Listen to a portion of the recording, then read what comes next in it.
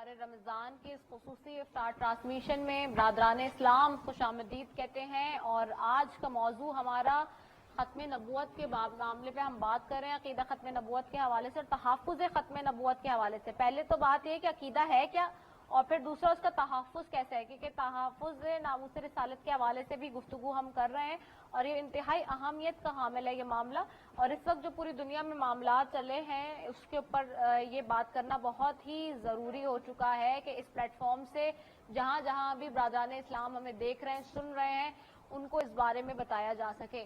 مفتی محمد زاہد تبریزی صاحب، آپ کی طرف آؤں گی۔ ہم نے یہ بات کی، جیسے کہ ابھی میں نے بتایا بھی کہ جی ایمان کا حصہ ہے، ہمارے اہم جز ہے، آپ اس کو کس طرح سے دیکھتے ہیں؟ آپ کیا کہتے ہیں عقیدہ ختم نبوت اور ساتھ ہی تحفظ ختم نبوت، دونوں پہ بتا دیں تاکہ جو دیکھنے والے وہ بہتر طریقے سے سمجھ سکیں۔ بسم اللہ الرحمن الرحیم، نحمدہ ونصلی علی رسولہ الکریم۔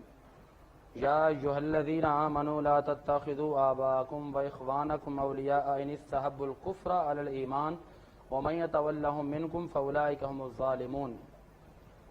کی محمد سے وفا تو نے تو ہم تیرے ہیں، یہ جہاں چیز ہے کیا لوح و قلم تیرے ہیں۔ ہم تو الفت میں بھی توحید کے قائل ہیں، ایک ہی ہستی کو محبوب بنا رکھا ہے، حجت نہیں قبول کوئی فضول میں، ہم انتہا پسند ہیں عشق رسول میں۔ اولاً تو میں یہ عرض کرتا چلوں کہ عقیدہ ختم نبوت ہم کہتے ہیں جز ایمان ہے، بلکہ میں یہ کہتا ہوں کہ یہ کل ایمان ہے۔ اللہ اکبر، ایمان کیا کا خوبصورت کسی نے بات پوچھا کہہ دی، کہ اللہ ایمان کا اکبر۔ مرکز کیا ہے، میں ایک جگہ بیٹھا تھا، سوال ہوا کہ ایمان کا مرکز کیا ہے، کس نے جواب دیا نماز ہے، کس نے بولا روزہ ہے، کس نے بولا حج ہے۔ میں نے بولا ایمان کا مرکز عشق مصطفیٰ ہے، صلی اللہ علیہ وسلم، بے شک اور کیا بات ہے، خوبصورت اسلام کی جس اسلام پر ہم چلنے والے ہیں، جس اسلام کے ہم نام لینے والے ہیں، اس اسلام نے 5 چیزیں بیان کی ہیں جو اسلام کی بنیادی چیزیں ہیں۔ ان بنیادی چیزوں کے اندر سب سے اہم اور پہلی چیز جو ہے وہ ہے عقیدہ ختم نبوت، وہ ہے لا الہ الا اللہ محمد رسول اللہ پڑھنا۔ اور آپ یہ بھی یاد رکھیے کہ جب یہ پہلی اور بنیادی اور کلی چیز ہے عقیدہ ختم نبوت کے، نبی علیہ الصلوۃ والسلام کے بعد کوئی نبی نہیں آ سکتا، اور نبی علیہ الصلوۃ والسلام کی جو ختم نبوت کی بات ہے یہ قرآن میں، احادیث میں نص قطعی سے بھی ثابت ہے اور حدیث سے بھی ثابت ہے، اور یہ امت مسلمہ کا اجماعی مسئلہ ہے کہ میرے آقا کے بعد کوئی نبی نہیں آ سکتا۔ اب میں یہاں پہ آپ کو سادہ لفظوں میں بتانا چاہوں گا کہ اگر نبی کے بعد کسی نبی نے آنا ہوتا تو میرے آقا امام الانبیاء نبی پاک علیہ الصلوۃ والسلام کے بیٹے اس کائنات اس دنیا میں تشریف فرما ہوتے۔ یہاں پر ایک حکمت اور یہاں پہ ایک نقطہ عرض کرنا چاہتا ہوں کہ اللہ تعالیٰ نے پیارے حبیب علیہ الصلوۃ والسلام کی جو نسل چلائی ہے آپ کی بیٹی سے چلائی ہے۔ سوال یہ پیدا ہوتا ہے کہ آپ کے بیٹے کیوں نہ رہے دنیا میں، تو اصل میں مسئلہ یہی تھا کہ اگر اب میرے آقا کے بیٹے ہوتے تو لوگوں کے دل میں یہ بات آ سکتی تھی کہ یہ وراثت ہے، وہ نبی تھے تو ان کے بیٹے بھی نبی ہوں گے، تو کیونکہ اس طرح کے واقعات پہلے ہوئے ہیں۔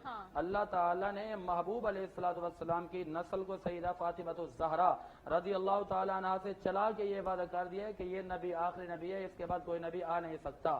اور اس کے بعد تحفظ ختم نبوت کی میں بات کرتا چلوں تو جہاں ختم نبوت کی بات آتی ہے، اس کے تحفظ کی بات آتی ہے، تو قرآن نے ایک قانون بتایا، فرمایا کہ ایمان والو لا تتخذوا آباءکم واخوانکم اولیاء ان استحبوا الکفر، اگر تمہارا باپ، تمہارا بیٹا، تمہارا چاچا، تمہارے رشتہ دار کفر کو پسند کرتے ہوں، نبی علیہ الصلوۃ والسلام کے ختم نبوت کے منکر ہوں، تو فرمایا کہ تم ان سے لا تعلقی کا اظہار کر دینا، تمہاری کوئی رشتہ داری نہیں ہے۔ پھر آگے فرمایا قل ان کان آباؤکم وابناؤکم واخوانکم وازواجکم وعشیرتکم، قرآن یہ کہتے کہ اگر تمہارا باپ، تمہارا بیٹا، تمہاری بیوی، تمہارا کنبہ، تمہارا خاندان، تمہارا معاشرہ، تمہارا گروہ اور تمہارے مال اور تمہاری تجارتیں تمہیں زیادہ محبوب ہیں نبی سے اور نبی کی محبت سے، نبی کے عقیدہ ختم نبوت سے، تحفظ ختم نبوت سے، تو قرآن یہ کہتا ہے کہ احب الیکم من اللہ ورسولہ وجہاد فی سبیلہ فتربصوا حتی یاتی اللہ بامرہ، فرمایا کہ کائنات کی ہر چیز سے بڑھ کر جو اہم چیز ہے وہ ہے تحفظ ختم نبوت، اور وہ ہے عشق مصطفیٰ، عشق محمد مصطفیٰ۔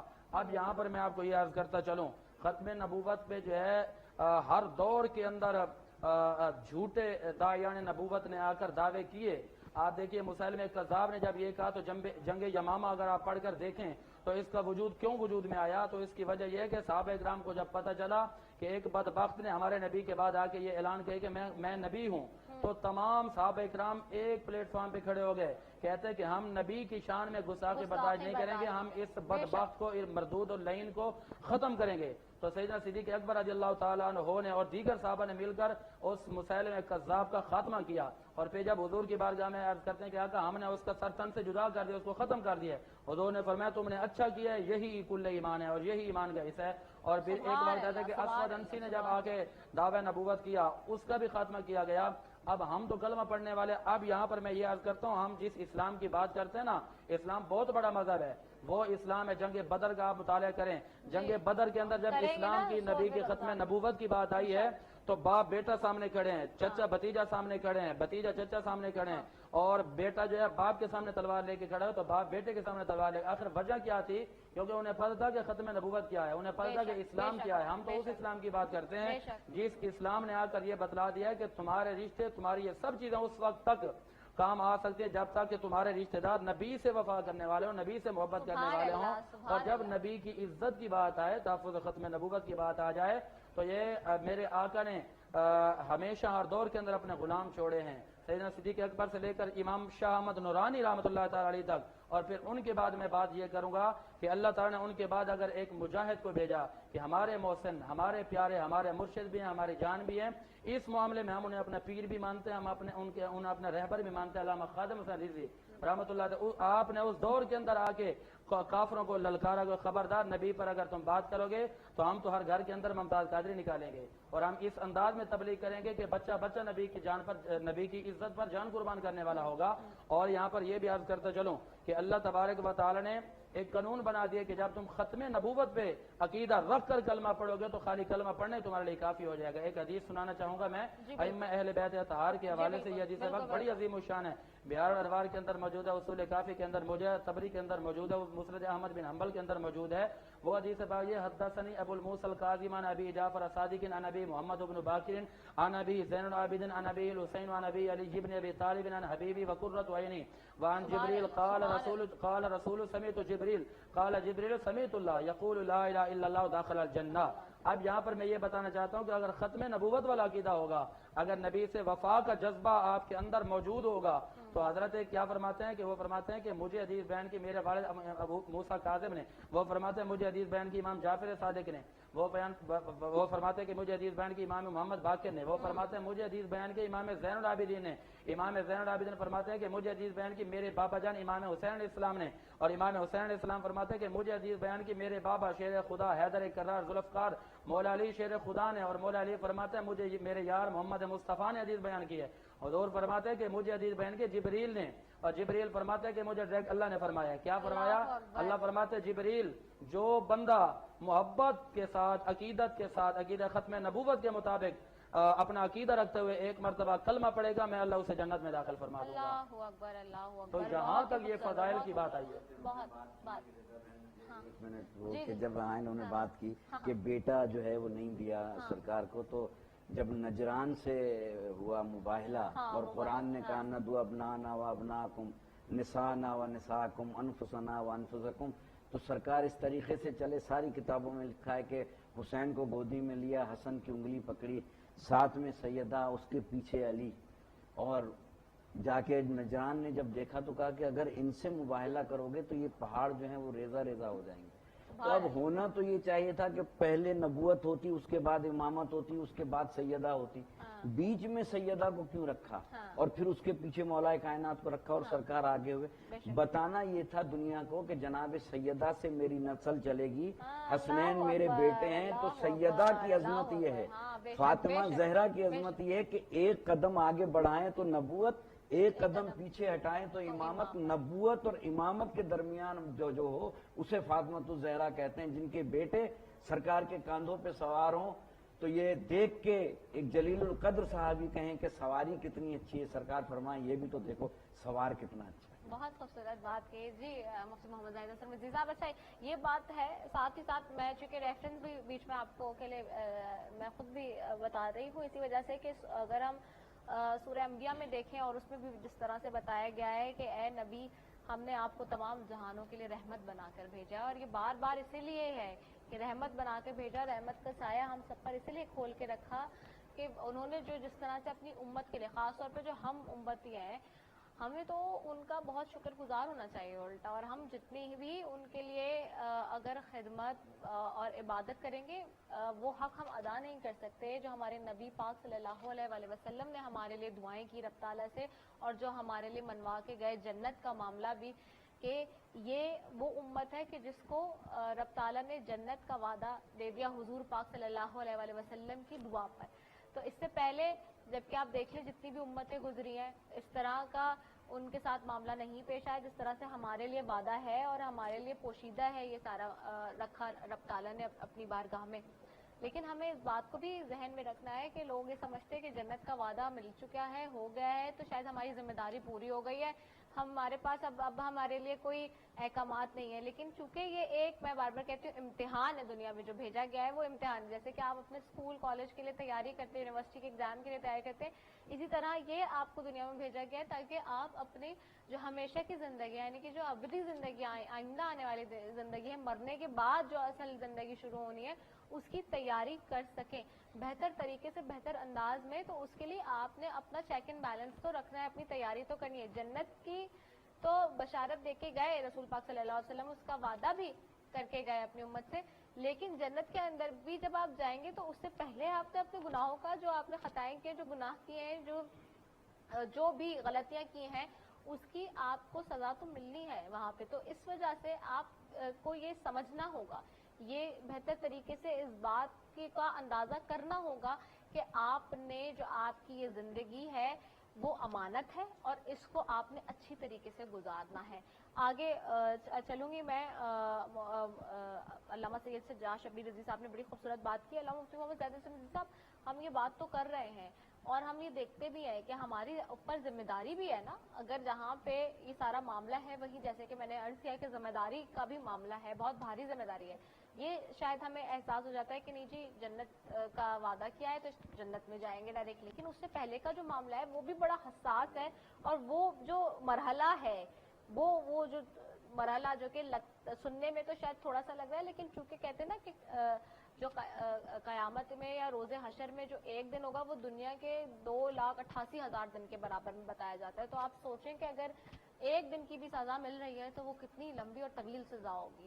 تو یہ ہمیں اس بات کا سوچنا ہے اور اس بات کے اوپر بھی اپنا ذہن دوڑانا ہے. کیا کہتے ہیں مفتی صاحب آپ اس حوالے سے؟ جی بالکل اس حوالے سے یہی ہے کہ جو آپ کی زندگی کا مطلب ہے، مقصد ہے، جس مقصد کے لیے آپ کو بھیجا گیا ہے، یہ تو بالکل بھی نہیں سمجھنا چاہیے کہ بس ہم جو ہے نا جس طرح کے یہاں پہ میں بات کرنا چاہوں گا کہ محافلات کے اندر کیا ہوتا ہے کہ ہمارے وہ ناطقاں حضرات جو ہے نا بڑی آسانی کے ساتھ بڑے سستے داموں جنت بیچ رہے ہوتے ہیں.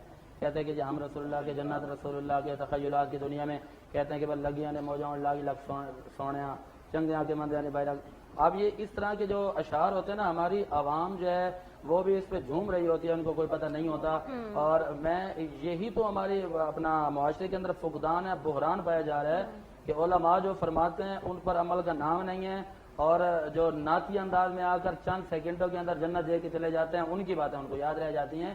ایسا تو کہیں پر بھی نہیں ہے کہ تم آؤ اور چلے جاؤ، کھاؤ پیو مزے اڑاؤ چلے جاؤ جنت میں بھی چلے جاؤ. ایسا بالکل کچھ نہیں ہے. جنت کے اندر قبر میں بھی جانا ہے، اور قبر میں من ربو کا من دینوں کا ماں کون تقول هذا الرجل آنا ہے. وہاں پہ یہ پوچھا جائے گا دین کیا ہے، رب کیا ہے. جب رب بولے گا نا رب میرا اللہ ہے، بولے گا تو بتا، تو کہہ رہا ہے کہ رب اللہ ہے. اللہ بھی فرما رہا ہے کہ یہ میرا بندہ ہے. اللہ تو اس کے لیے فرمائے گا جو اللہ کی مانے گا. پھر کہا جائے گا تیرا دین کیا ہے، دین اسلام ہے.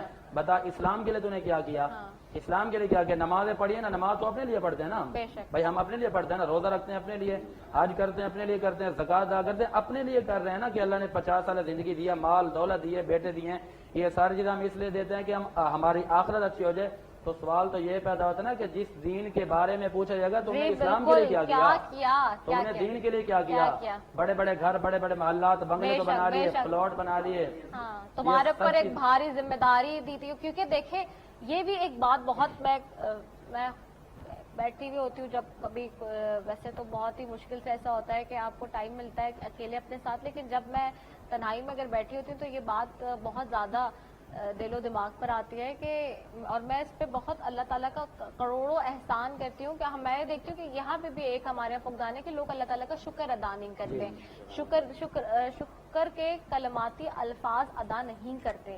بہت بس ہر وقت رونا پیٹنا ڈالتے. زیادہ تر لوگوں میں دیکھتی ہوں کہ یہ مصیبت ہے, یوں مصیبت ہے, جاب سے نوکری سے پریشان ہے, پیسے نہیں ہے, وہ بس ہر وقت رونا پیٹنا ڈالا ہوتا ہے, گھر سے پریشان. لیکن آپ کو شکریہ کلماتی جو ہے نا وہ آپ کو ادا کرنے چاہیے الفاظ اللہ تعالیٰ کے, اور نبی پاک صلی اللہ علیہ وسلم کی تصویر بھی پڑھتی رہنی چاہیے. اس سے بھی بڑا فائدہ اور برکت ہوتی ہے آپ کی زندگی میں, جو آپ دل میں اپنا وٹ کرتے ہیں. میں یہ تنہائی میں بیٹھ کے کبھی سوچ رہی ہوتی ہوں کہ یہ بھی ایک رب تعالیٰ کا احسان ہے کہ اس نے ہمیں مسلمان پیدا کیا. اگر ہمیں مسلمان نہیں پیدا کیا ہوتا تو کیا ہوتا پھر کیا مطلب بات ہوتی کہ ہمیں ابھی تو ہمیں مسلمان پیدا کیا اس کی, کیونکہ اس کے ہاتھ میں سب کچھ, وہ چاہے تو کچھ بھی کر سکتا ہے. تو اس نے ہمیں مسلمان پیدا کیا, تو یہ ایک بڑی بلیسنگ ہے, یہ بھی نعمت ہے. اگر ہمارے پاس یہ نعمت نہیں ہوتی تو ہم کہاں جاتے؟ ہم تو کس سے شفاعت مانگتے, کہاں جاتے, کہیں کس کے در پہ جاتے, ہمیں معلوم ہی نہیں ہوتا. ہمارے پاس اتنی بصیرت ہی نہیں ہوتی, نہ اتنی سمجھ ہوتی, نہ اتنا شعور ہوتا. کیونکہ آپ دیکھیں جو غیر مسلم ہے ان کی اگر ہم بات کریں تو وہ پھر آپ جو لوگ ظاہر بات ہے دین مذہب کو یا دین اسلام میں داخل ہوتے تو وہ بھی ایک رب تعالیٰ کی بڑی نعمت ہوتی ہے. تو بات یہی ہے کہ کس طرح سے پھر جس کو پتہ نہیں ہوتا, جس کے بارے میں اس کو, تو ہمیں تو پھر اس کی کھوج لگانے میں ہی زندگی گزر جاتی ہے. کیونکہ کتنے لوگوں کا ہم یہ واقعات دیکھتے ہیں اور چیز دیکھتے ہیں کہ وہ کھوج لگاتے ہیں, اس کو سمجھتے ہیں, پھر اس کو ان کو سمجھ آتا ہے.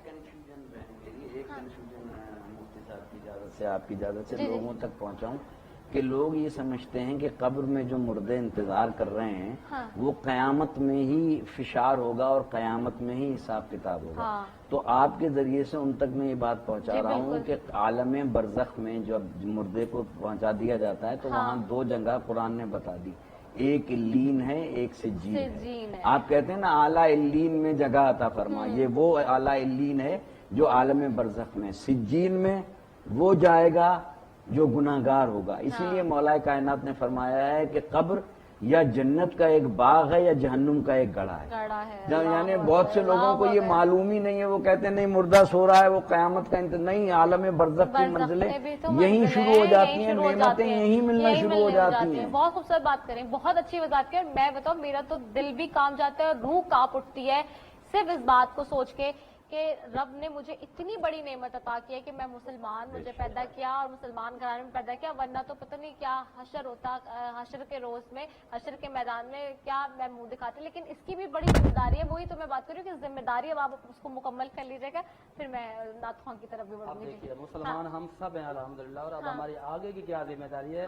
قلندر لاہوری, محافظ ختم نبوت, فناف اللہ فناف رسول, علامہ اقبال رحمۃ اللہ تعالی نے یہاں پر بڑی عظیم بات لکھی. آپ نے فرمایا یوں تو سید بھی ہو, مرزا بھی ہو, افغان بھی ہو, تم سبھی ہو, لیکن بتاؤ تو مسلمان بھی ہو.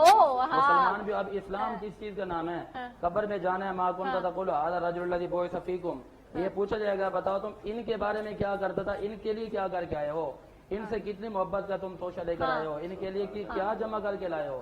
آپ جب سرکار سامنے کھڑے ہوں گے سرکار خود ہی فرمائیں گے کہ انہیں جانے تو یہ اپنا ہی ہے. بات کتنی ہونا چاہیے نا. علامہ اقبال آگے لکھتے کہ محمد سے وفات ہونے تو ہم تیرے ہیں, یہ جہاں چیز ہے کہ اللہ قلم تیرے. اور پھر آگے لکھتے ہیں خود ہی کو کر بلند اتنا کہ ہر تقدیر سے پہلے خدا بندے سے خود پوچھے بتا تیری رضا. اب یہ تو مزیداری کی بات نہیں ہے نا, بندہ بولے کہ یا اللہ یہ بھی دے وہ بھی دے. اللہ خود فرمانا کہ بندے تیرے مانگنے کی ضرورت نہیں ہے, میں نے خود ہی تجھے عطا کیا. سب اس وقت ملے گا جب نبی کی محبت, نبی سے وفا, نبی کی ناموس رسالت کی پہرے داری, حضور علیہ السلام کا عشق دل میں ہوگا.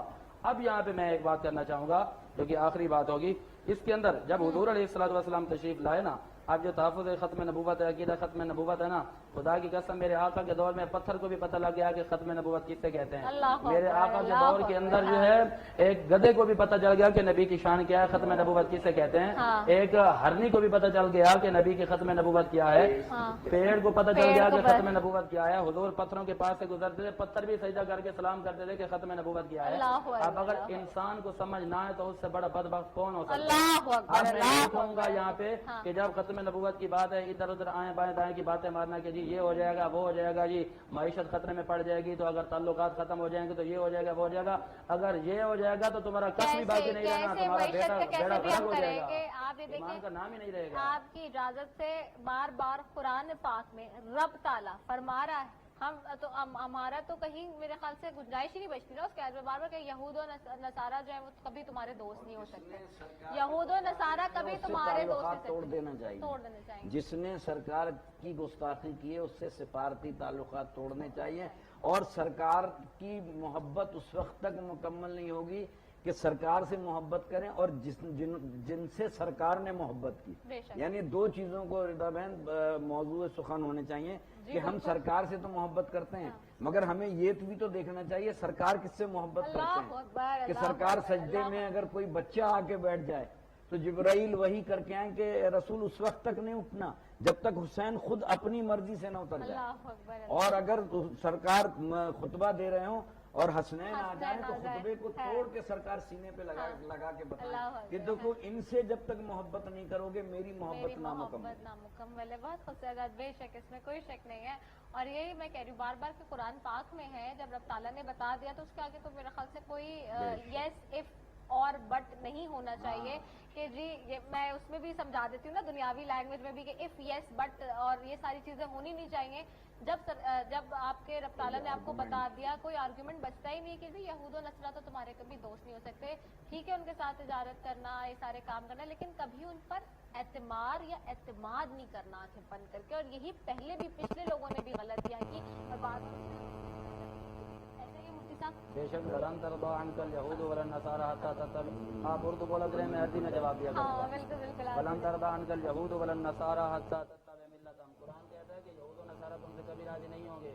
تم جتنا ہی ان کے لیے کہہ دو تم لاکھوں لوگوں کو ختم کر دو لاکھوں لوگوں کو مار دو قتل کر دو پھر بھی راضی نہیں ہوں گے. یہ کہیں گے کہ تم یہ اسلام کا جو نام لیتے ہو نا یہ نام نہ لیا کرو, تم بتوں کا نام لیا کرو, تم ہمارے خداؤں کا نام لیا کرو. قرآن کہتا ہے حتیٰ تتبع ملتہم, یہاں تک کہ تم ان کے دین کے تابع دار ہو جاؤ پھر یہ تم سے راضی ہو جائیں گے.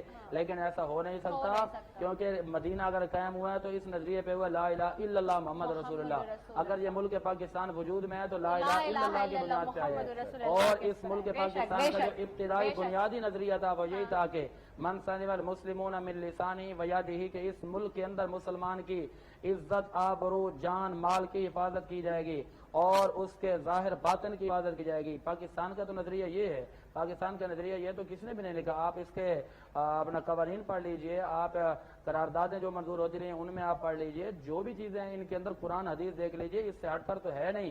اور اس ملک پاکستان اور اسلام ہے اسی چیز کا نام کہ رسول اللہ کے کلمہ پڑھنے والوں کی خیال کرو, محبت کرو, ان پہ اس طریقے کے ساتھ ظلم و تشدد نہ کرو جس طریقے کے ساتھ ہمارے ملک میں ہو رہا ہے. آج تک یہ فیصلہ نہیں ہوا, 6 مہینے ہو گئے کہ جی ہم نے کرنا کیا ہے. اس سے بڑی بدبختی اور بے حیائی کی بات کیا ہو سکتی ہے کہ ادھر نبی کی شان میں گستاخیاں اور ہم آئیں بائیں دیں اگر مگر کی باتیں کریں, اگر یہ کر دیا تو یہ ہو جائے گا, اگر مگر یہ اگر مگر کی بات تو آتی نہیں ہے عشق رسول میں. جب حضور کی بات آ گئی ہے تو اس وقت کوئی بات بنتی نہیں ہے. بات حضور فرماتے ہیں من سمیات عام لم تفتکر آبدا. پھر حضور نے تو یہاں تک فرما دیا من سب نبی فقتلو. اس سے بڑی بات کیا ہو سکتی ہے کہ جو نبی کے بارے میں کوئی تھوڑی سی گستاخی کرے اس سے تعلقات رکھنا تو بڑی دور کی بات ہے. فرمایا وہاں جا کے اس کو ختم کر دو. ہر بات جو ہے نا وہ بات چیت سے حل ہو سکتی ہے. دنیا کی تاریخ کو اٹھا کے آپ پڑھیں گی تو ڈائلاگ جو ہے نا ٹیبل ٹاک سے بیٹھ کے دنیا کے تمام مسائل حل ہو جاتے ہیں. تو ہم آپ کے توسط سے یہی کہیں گے کہ علماء جو ہوتے ہیں وہ معاشرے میں سب سے اول ان کا ایک مقام ہوتا ہے, وہ علم دین حاصل کرتے ہیں. ان سے بیٹھا جائے ٹھنڈے دل سے ٹھنڈے دماغ سے آپس میں گفت و شنید ہو. مجھے یقین ہے, بھرپور یقین ہے کہ ہر معاملہ جنگ و جدال سے لڑائی سے کوئی معاملہ حل نہیں ہوتا. صلح حدیبیہ دیکھ لیں, دیگر مسائل دیکھ لیں, بظاہر امام حسن کی صلح دیکھ لیں, تو یہ جتنی باتیں ہیں حل ہو سکتی ہیں اگر ہم دل میں تھوڑی سی نرمی پیدا کریں اور آپس میں بات چیت. یہ جتنے علماء اکرام ہیں یہ بھی تو آپ ہی کے معاشرے کا حصہ ہے نا, یہ آپ ہی کی ریاست میں رہ رہے ہیں. آپ کبھی بھی جو ہے وہ اس طرح سے کہ آپ غصے کے ساتھ یا پھر آپ کسی اکڑ میں جا کے کوئی کام نہیں کر سکتے. رواداری کا جو معاملہ ہے, رواداری کے لیے آپ کو جھکنا پڑتا ہے اور جھکے بغیر آپ کوئی کام نہیں کر سکتے. یہ وزیر اعظم صاحب کو بھی لوگ بڑے مختلف پیغامات پہنچا رہے ہیں سوشل میڈیا کے توسط سے بھی, دوسرے لوگ بھی. خیر میں اس میں بھی بات کرتی ہوں بعد میں. ہمارے ساتھ موجود ہے جی سعدیہ مدثر ہیں. سعدیہ کیسی ہیں آپ؟ الحمدللہ ٹھیک. کون سا کلام تیار کر کے لائی ہیں؟ ہر وقت تصور میں مدینے کی گلی ہو. ٹھیک ہے سعدیہ, تو آپ سے میں گزارش کروں گی کہ بارگاہ رسالت میں سے پیش کرنے کی سعادت حاصل کریں. हर वक्त तसव्वुर में मदीने की गली हो और याद मोहम्मद की मेरे दिल में बसी हो। ए काश मैं बन जाऊं मदीने की मुसाफिर।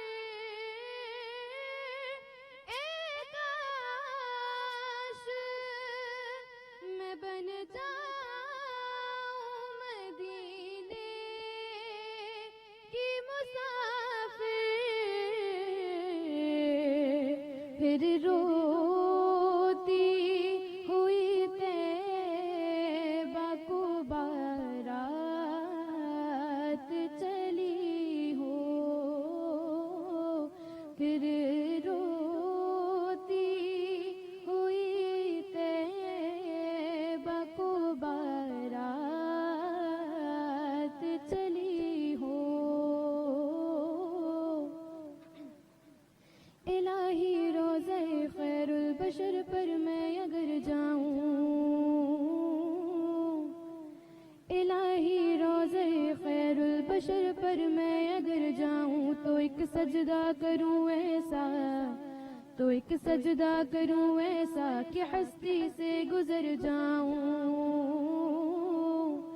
कभी रोज़े से मिंबर तक, कभी मिंबर से रोज़े तक, इधर जाऊं उधर जाऊं, इधर जाऊं उधर जाऊं, इसी हालत में मर जाऊं, इसी हालत में मर जाऊं। ए काश मदीने में मुझे मौत यूं आए। ए काश मदीने में मुझे मौत यूं आए। कदमों में तेरे सर हो मेरी रूह चली हो। कदमों में तेरे सर हो मेरी रूह चली हो। आका का गदा हूँ ए जहन्नम तू भी सुन ले। आका का गदा हूँ ए जहन्नम तू भी सुन ले। वो कैसे जले जो के गुलामे मदनी हो। वो कैसे जले जो के गुलामे मदनी हो। हर वक्त तसव्वुर में मदीने की गली हो और याद मोहम्मद की मेरे दिल में बसी हो। सुभान अल्लाह, माशाल्लाह, बहुत ही खूबसूरत कलाम पेश करने की सादत हासिल करी थी सादिया मुदस्सिर, और बहुत ही खूबसूरत कलाम पेश किया, बहुत खूबसूरत अंदाज में किया।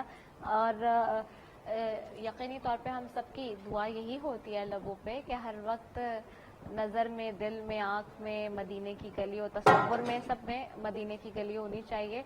और मदीने की गली के तसव्वुर हो और आका सल्लल्लाहु अलैहि वसल्लम का जिक्र हो, यही हमारी हरदम ख्वाहिश है। और हमारी सबकी यही दिलों पर और दिल में और दिमाग में यही हमारी गुंजाइश भी यही है और ख्वाहिश भी यही है। मैं इसी पर मज़ीद बात करूँगी। और अब चूँकि हम बात कर रहे हैं जिस तरह से आपको पता है 2 रोज़ से हमने अपना मौजू शुरू किया हुआ है हज़रत यूसुफ अलैहिस्सलाम के हवाले से, क़ससुल अंबिया के हवाले से हम आपको एक वाक़े की तरफ लेके जाते हैं। तो आज हम थोड़ा सा उस हवाले से भी बात करेंगे। और साथ ही चूँकि कल हमने बताया था कि किस तरह से हज़रत यूसुफ अलैहिस्सलाम को जब उनके भाई जो सौतेले भाई होते हैं वो अंधे कुएं के अंदर डाल देते हैं और फिर वहाँ पे उनके 3 मौजज़ात का मैंने आपको बताया था, जिक्र किया था कि कैसे उसका जो पानी होता है वो मीठा हो जाता है, शीरी हो जाता है। जितने भी सांप, बिच्छू और दीगर कीड़े मकोड़े होते हैं वो अपने बिलों में छुप जाते हैं। और फिर उसके बाद हज़रत जिब्रील अलैहिस्सलाम आते हैं और फिर वहाँ आकर उन पर जो वही का दरवाज़ा खुलता है पहली दफ़ा जब उनके ऊपर वही नाजिल होती है और पैगाम लेकर आते हैं और फिर बताते हैं कि हज़रत यूसुफ अलैहिस्सलाम को खुशखबरी देते हैं, पेश करते हैं कि तुम्हें रब ताला ने अपना नबी जो है वो चुन लिया है। फिर उसके बाद वहाँ से उनको निकाल कर किस तरह से वहाँ लेके जाया जाता है मिस्र के बाज़ार में। और फिर मैं चूँकि चलूँगी अल्लामा मोहम्मद ज़ाहिद समझी साहब ने कि उन्होंने बताया कि क्या हुआ। फिर अब मैं चलूँगी उस तरफ के जी जहाँ जुलेखा की तरफ, फिर कि वहाँ क्या हो रहा है और जुलेखा का ख्वाब क्या होता है, जुलेखा कौन होती है और किस तरह होता है, मैं उस पर डालूँ। लेकिन उससे पहले थोड़ा समराइज़ कर दें मुफ्ती मोहम्मद ज़ाहिद समझी साहब के जब वो फिर बोली लगने का जो मामला है वो थोड़ा सा एक दफ़ा 1 लाइनर में रिवाइज करें ताकि लोगों को पता हो कि हमने कल क्या डिस्कस किया था। फिर वहीं से जुलेखा के ख्वाब की तरफ जाते हैं। जी, कल तक हमने यहाँ तक अपना गुफ्तगू कर ली थी कि हज़रत यूसुफ अलैहिस्सलाम को कुएं से निकाला, फिर आपको मिस्र के बाजार में बोली के लिए पेश किया गया।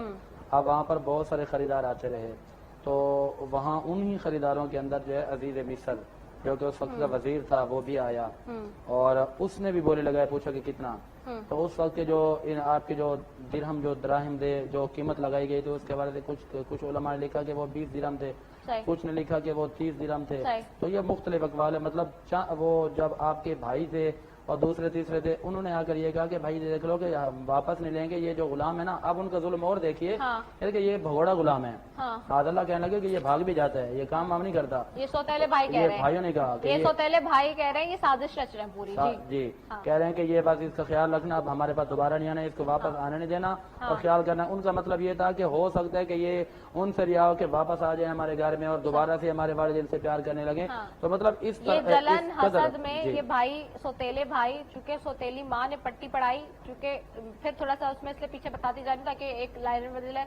हजरत यूसुफ अलैहिस्सलाम हजरत याकूब अलैहिस्सलाम की जो गुफ्तगू शुनीद हो रही थी उसको सुनती है छुप के सौतेली माँ और उसने भाइयों के साथ ही सारा जो प्लान है हसद में, जलन में, हसद जलन में और इस बात में कि जी हमसे हमारा जो मेरे जो बेटे हैं उनको कम तरजीह दी जा रही है घर में और यूसुफ अलैहिस्सलाम को ज्यादा तरजीह दी जा रही है। इस हसद और जलन के जज्बे के मुताबिक वो ये सारा काम करिए।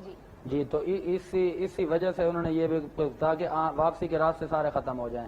लेकिन जिन्होंने खरीदा वो लेकर जब गए वापस घर पे तो देखा, जुलेखा ने देखा दीगर लोगों ने देखा कि ये बच्चा तो बड़ा हसीन और जमील है।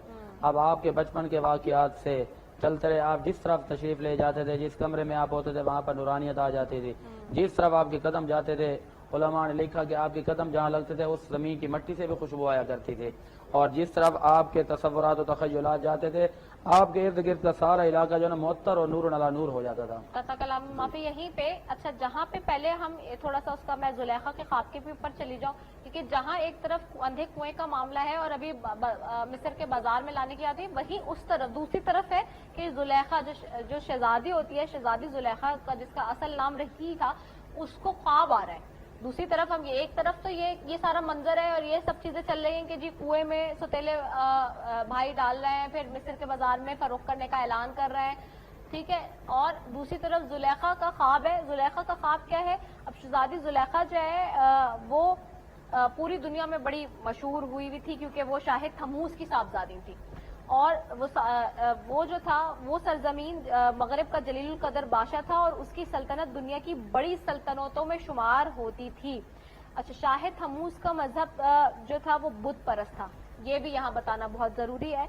और जुलेखा के हुस्न जमाल के भी बड़े चर्चे थे कि वो करबो जवार में फैला हुआ था कि वो अपने जमाने में बड़ी बेमिसाल हुस्न रखने वाली खातून थी कि लोग उसके बड़े चर्चे करते थे कि जी जो उनकी अपनी रियासत के अंदर जो आगे पीछे लोग थे कि वो कहते थे कि जी वो बड़ी खूबसूरत खातून है और बहुत ज्यादा जो है ना اور یہی وجہ تھی کہ جو دور و نزدیک کے شہزادے تھے وہ ان کے ساتھ شادی کرنے کے بھی خواہش مند تھے، کیونکہ ظاہر سی بات ہے پہلے جب سلطنتیں ہوتی تھیں، ریاستیں ہوتی تھیں اس طرح سے، تو اس میں شہزادیوں کے لیے شہزادے مختلف ریاستوں اور سلطنتوں کے شہزادے جو ہے وہ اپنا رشتہ بھیجتے تھے اور وہ خواہش رکھتے ہوتے تھے کہ جی فلاں سے شادی ہو جائے، فلاں سے، اور پھر وہاں پہ یہ ہوتا تھا طاقت کے مظاہرے ہوتے تھے، مختلف کسی نہ کسی قسم کا کوئی معاملہ رکھا جاتا تھا جس کی بنیاد پہ پسند کیا جاتا تھا کہ اچھا یہ زوردار ہے، یہ طاقتور ہے، یا یہ حسین ہے، یا یہ مالدار ہے، تو یہ سارے پیمانے ہوتے تھے، تو یہ ساری چیز ہوتی تھی۔ اچھا چلے ہمیں ایک بریک کی طرف جانا ہے، چلے اس کو ہم کنٹینیو بھی کریں گے، تو ہم بریک، یہ شیف والا بریک لے رہے ہیں جی، ٹھیک ہے چلے، اچھا جی، تو ہم یہ جو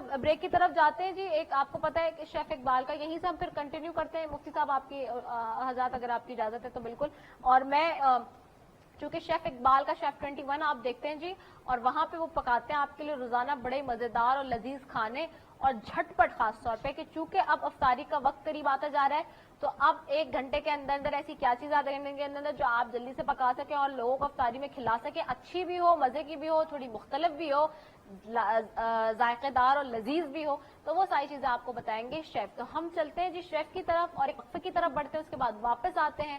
السلام علیکم ورحمۃ اللہ وبرکاتہ۔